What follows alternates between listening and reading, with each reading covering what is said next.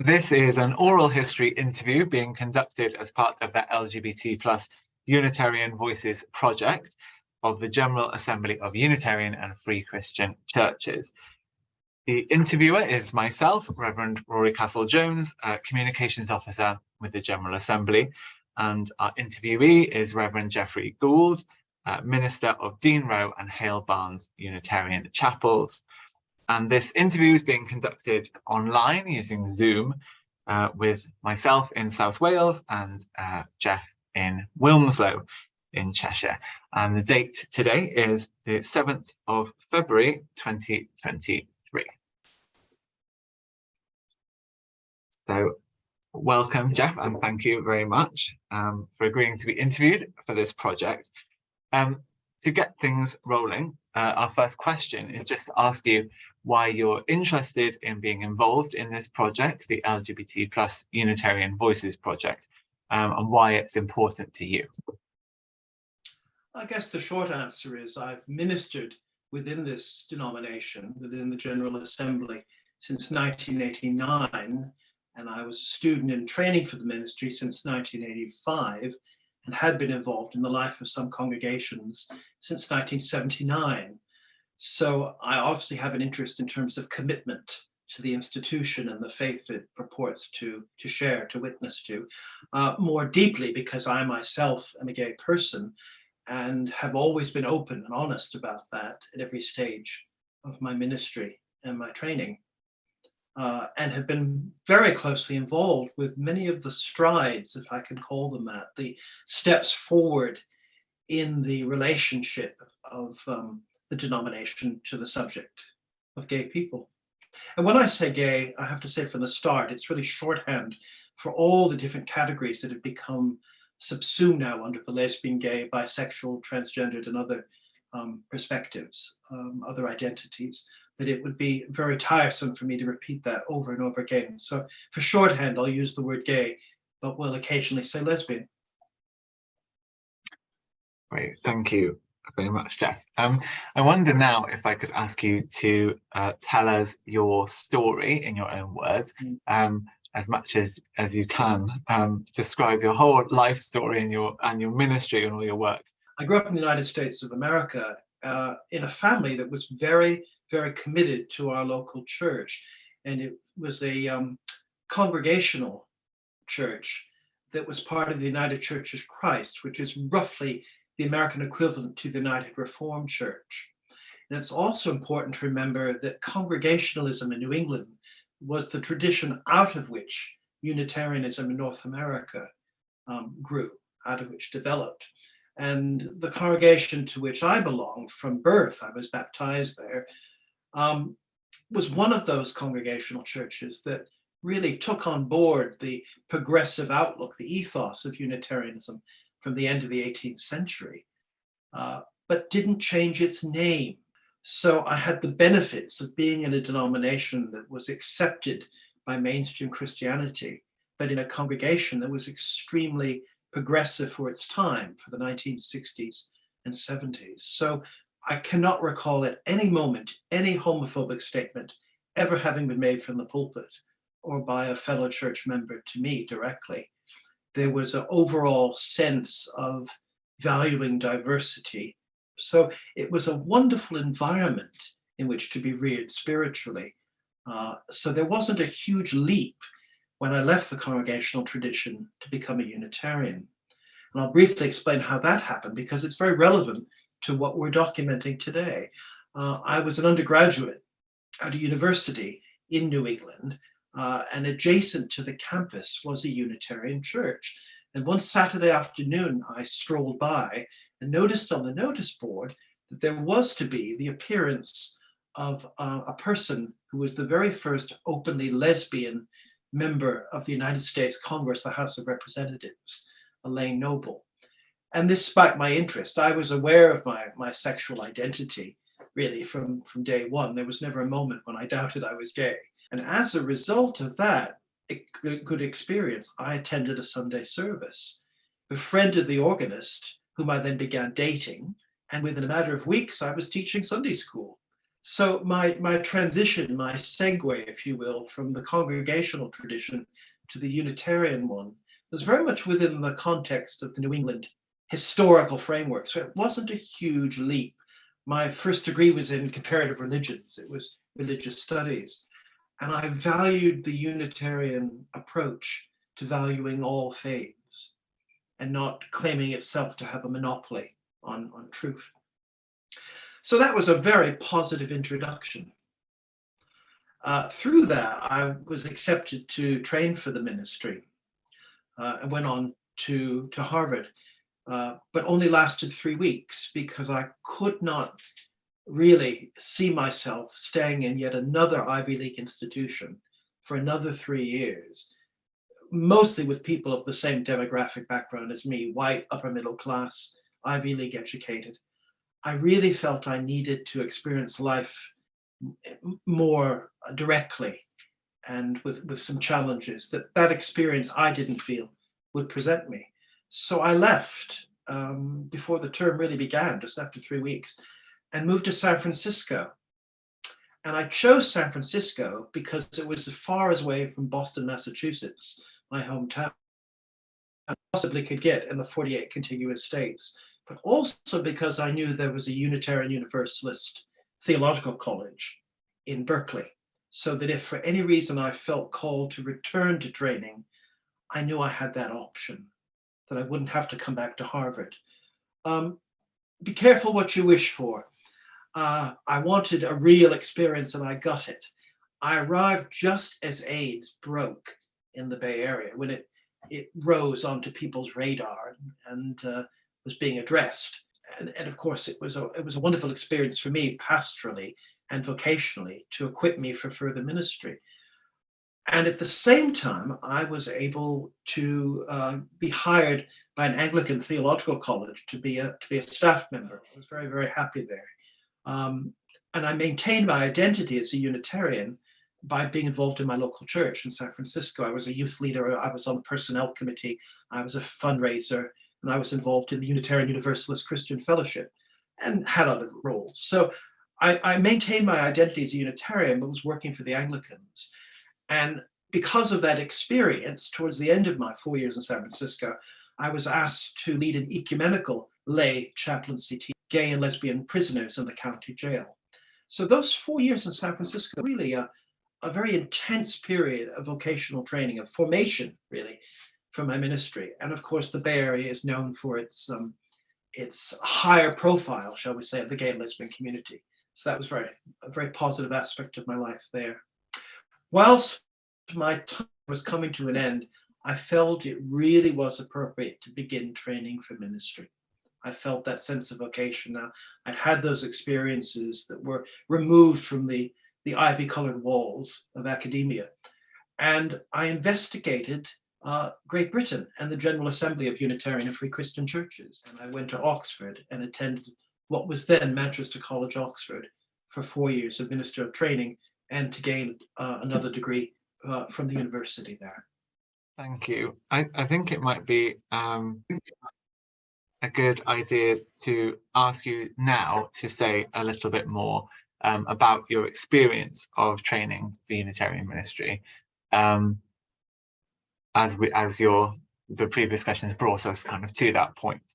So if you could say a little bit more about that, what that was like in that period and in that setting. Because I didn't want to get into a situation where I would have to lie or conceal something about myself and then have to leave. And so I found out that there had been a series of motions passed at the annual meetings of the General Assembly.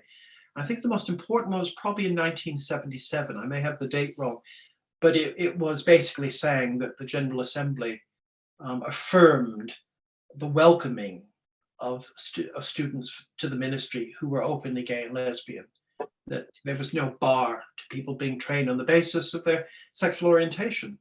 So I felt assured on that level. And I found it amazing meeting people at headquarters. The then General Secretary was extremely welcoming. I didn't feel that there was any barrier of being openly gay, but I never said the word. I just spoke very honestly about my background and what I had done. And I think that probably pushed all the buttons that made people realize who and what I was and what I was about.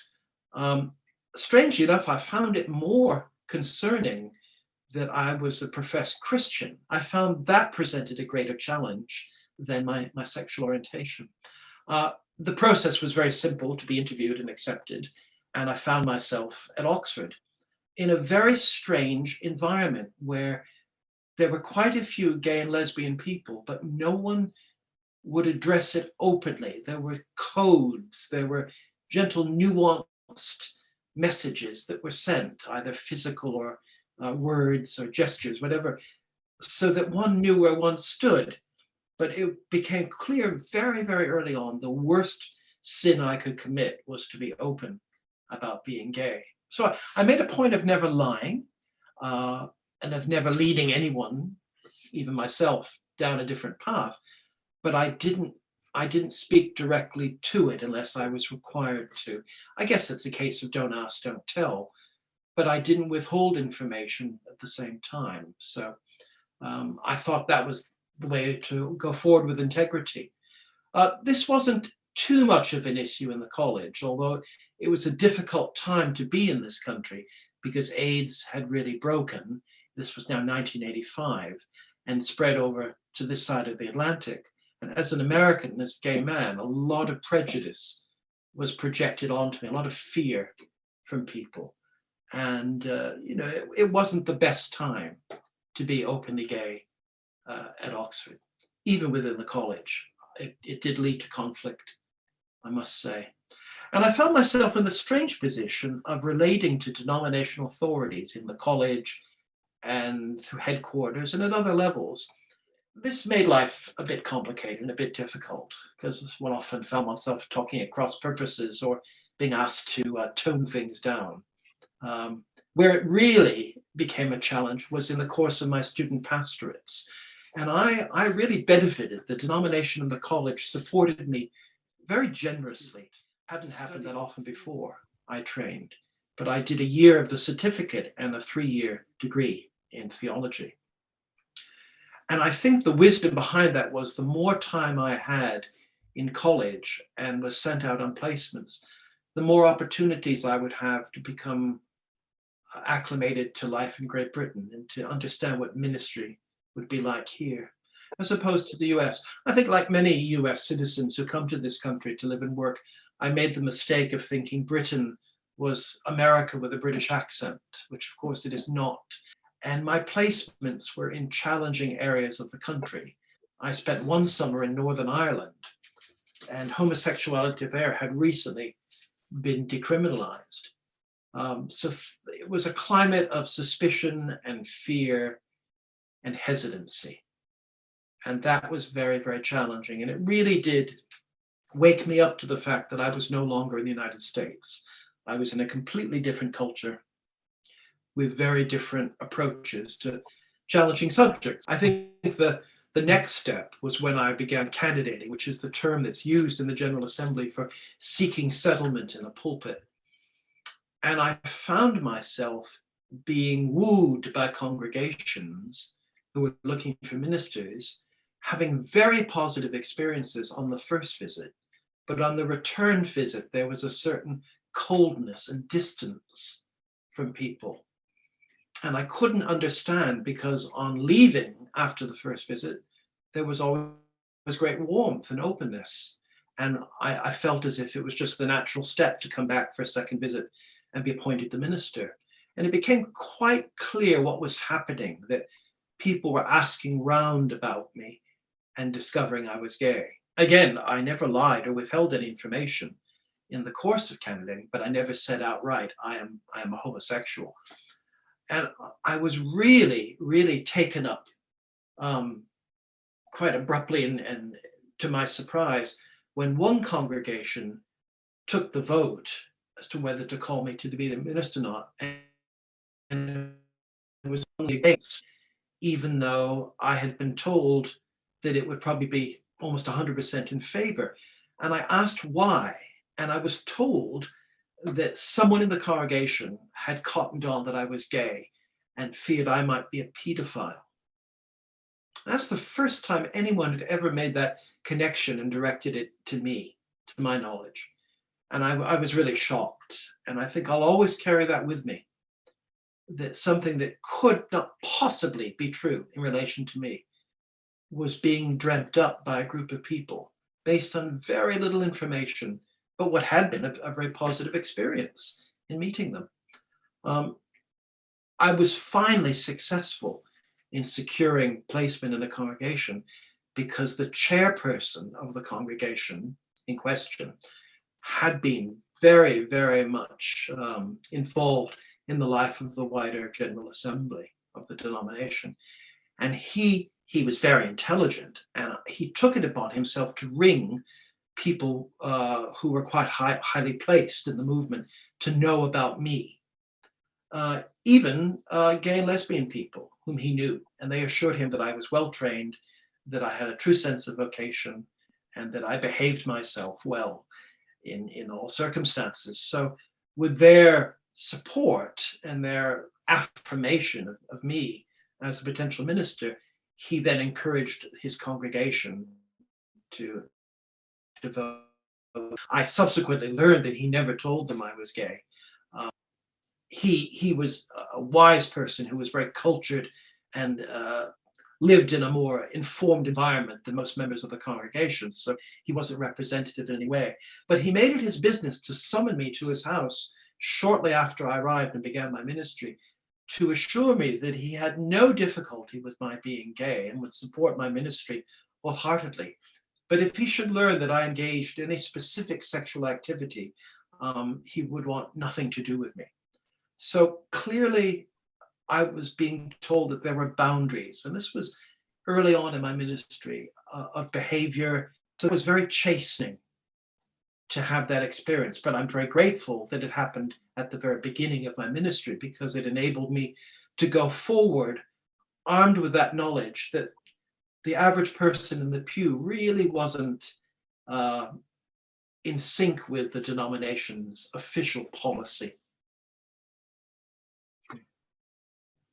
Thank you. Thanks very much for sharing your experiences of the training, and also the challenges of finding a permanent position as a minister.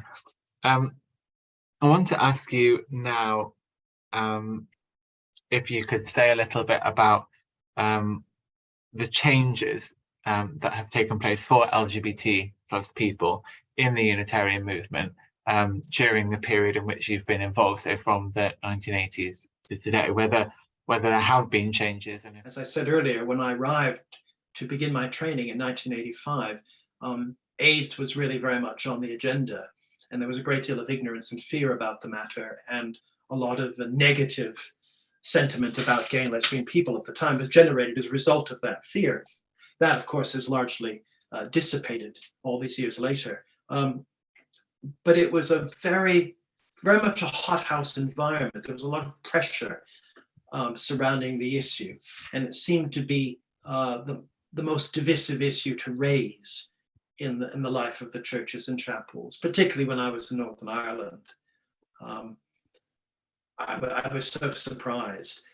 So that is probably the most important thing, that the average person now in a congregation in one of the Unitarian churches and chapels in the General Assembly is much more informed on the subject and much more positive. I'm sure there are many people who still regard homosexuality as a sin or a disorder, an illness of some sort, but I shouldn't think that's the popular opinion. And I think homosexual relations between two people of homosexual orientation has changed people's views of it. Ours was the first denomination openly to bless same-sex relationships in this country, and now, of course, we allow marriages to take place between people of the same sex on chapel or church premises. So we've gone from decriminalization to full equality in the eyes of the law, and I think that has basically been mirrored. It's been reflected in the life of the churches. But each successive step to get us to where we are now has been painful and has been won, has been successfully achieved by people being very open and very persistent. And I say I must include myself in that category. A good example, when I was called to a ministry in England, initially, this would have been in 1999, I was asked to commit, to pledge that blessings, not just on chapel premises, but even in private homes or residences or secular settings. This is something I had done in Liverpool. I'd performed quite a few same-sex blessings. But when I began this ministry, I was asked to stop doing that. And with regret, I said, yes, I would agree to that if that was the caveat that would enable me to take up this ministry that was being offered to me. But I asked that we revisit this issue from time to time. Now, I was severely criticized by many of my colleagues at the time for accepting that caveat at the beginning of my ministry. And my thinking at the time was, if people get to know me, they will understand the subject better through direct contact with one person. And maybe they will grow and change their view. And that is precisely what happened. And I think if I had just said no and not accepted that appointment, then that growth would not have taken place, because I had to learn how to be honest and accept a limitation as to what I could do in my ministry. So I think everyone grew in that. And the most important thing for me to say at this stage is I left that ministry, but was invited back 5.5 years later to that same ministry. And to me, that speaks volumes that on 2 occasions, the same group of congregations chose an openly gay man to serve them.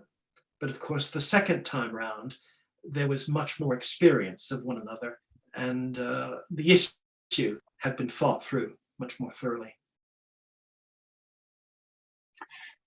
Thank you. Thanks very much again for sharing that and sharing your experiences. I want to ask next, looking more outside of the Unitarian Church into wider society, about the role, as you see it, that the Unitarian movement or denomination has played in the struggle to recognise LGBT people's rights. Perhaps any impact that we've had outside of our own organisation. People have died and are dying now who remember these things firsthand. There was an organization started at Golders Green Church, North London, in the 1970s called Intergroup, whose intention was to get heterosexual people and homosexual people together in one room to talk and have direct experience of each other. This was radical thinking and actions back then. And a leading member of that congregation, a layperson, was able to help with others start London Gay Switchboard. But this was a wonderful portal, a point of entry for many people all over the country to telephone a number in complete anonymity and get up-to-date, correct information without any judgment about where to go for a good doctor if you're gay and you have a particular concern that's related to your orientation. If you're going to a city, what pubs might you visit, what hotels might be non-judgmental, that sort of thing. Lots of advice on health and the law and just coming out in general. And the fact that we were the first denomination in this country, I believe, again, in 1977, openly to welcome people who identified as gay or lesbian to train for our ministry. I think that's a huge point of honor. And it would be so easy to lose sight of this, that whilst other denominations were being very condemning and very hesitant, very negative about all the issues related to lesbian and gay issues, the General Assembly was consistently progressive and advanced the cause. I was chair of the Faith and Public Issues Commission of the General Assembly at the time when negotiations were taking place, holding civil partnerships on religious premises and leading towards gay marriage, equal marriage. And that was an exciting experience to be involved so closely in those negotiations, along with the liberal Jews and the Society of Friends, the Quakers. And again, these are all three religious movements that are very small numerically, but have had a disproportionate influence, a very positive influence on the lesbian and gay agenda in this country. I served on the information committee of the General Assembly for a few years, and I was commissioned to write a pamphlet, information racks in our various churches and chapels across the country, about this very issue of what the position of the General Assembly was on homosexuality, and what key motions had been passed in our history that gave voice to this, that documented it. It was known as the pink leaflet, because I of course felt this was a good color to use, because it would attract the eye, and if people were intentionally seeking information about the denomination on this issue, that would be a clue. It had a triangle on it, a pink triangle on it. We know the history of that in relation to the Nazis. So I felt very proud that the denomination was encouraging me to write something. It was not well received as a form of recruitment, of trying to get lesbian and gay people to join our congregations. I found, in talking to people who were less negative about it, that it was helpful, because when people asked them as Unitarian lay people what the denominational position was, they had something to hand that gave them facts and dates. I was serving a congregation that was not comfortable with my orientation. I should say the officers were not comfortable. Congregation as a whole seemed fine. And I noticed that every time I stocked the literature rack with the pink leaflet, they would be thrown away. And I discovered it was the chairperson of the congregation who was doing this. So again, that's an example of not everyone being online, being in sync with the denominational position. The pamphlet has been revised and rewritten on several occasions, and I've always been involved in that redaction, and that's been really a pleasure, an honor to do that. Great, thank you very much. We've covered a lot of ground there, talked a lot about your story and the story of the denomination. I wonder what your hopes for the future might be for LGBT people, both specifically within the Unitarian Church, but also more generally in society. In many ways, everything that I have labored for over the course of my life and my ministry achieved, to having full equality before the law. Within the General Assembly, I would like to see more congregations register themselves for officiating at same-sex weddings on their premises. I think that would be a goal to strive for, because I don't believe all our congregations have done this. I think that would be a demonstrable commitment to equality, and it would send a good message to the public at large. As I said earlier, the denomination has grown on this issue in parallel with strides in general society. There might not be a few retrogressive steps taken. We've seen this in other countries. And I fear that legislation in this country might be changed too. I think the important thing is to educate Unitarians on the strides that have been made because of Unitarian involvement, and that certain pioneers, straight and gay, within the movement are highlighted, so that stories are told, that people share in our collective knowledge of our history, that they become passed on, lore, as you will. Thank you very much. I think so far we've covered all the areas and topics that we wanted to. So there's just an opportunity now, if there's anything that you want to share that you haven't already, then anything that you want to tell us that you think is important, then please do. Things were pretty bleak when I first got involved in the denomination. The attitudes were very, very negative. And the fact that they're over overly positive now, generally positive, I think is huge. I look at openly gay and lesbian students for the ministry now, or people who would like to train for the ministry. And I'm so grateful that they don't seem to have any fears or inhibitions about being totally candid in self-disclosing who they are, what their aspirations are, what their loves are, what their partners are, perhaps, who their partners are. It's very refreshing to see that the current young generation isn't fighting the battles I had to fight. And that's wonderful.